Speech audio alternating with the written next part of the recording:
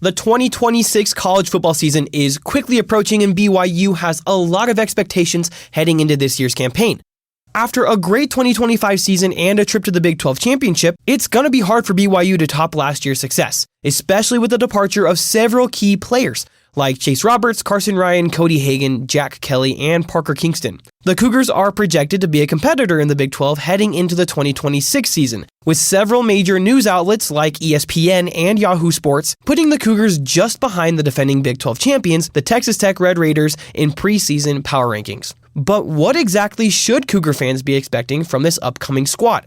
Quarterback Bear Bachmeier is entering his sophomore season at BYU. He played phenomenally last season and is expected to be one of the top quarterbacks in the Big 12. After coming off a successful campaign under center as the Big 12 Offensive Freshman of the Year, Bachmeier could lead the Cougars to another very successful season. But who's he passing the ball to now that most of his 2025 receiving core is not featured on the 2026 lineup? JoJo Phillips, Tiger Bachmeier, and Tay Nakua are all back. But injuries and their spots lower on last season's depth chart limited their opportunities, making it difficult to fully evaluate what they can bring to the offense.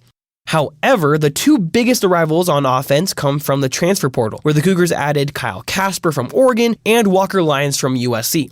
The problem is, we don't really know how these guys will play together. There's going to be a lot of changes to the BYU offense this season, but nothing compared to what the Cougars' defense has in store this year.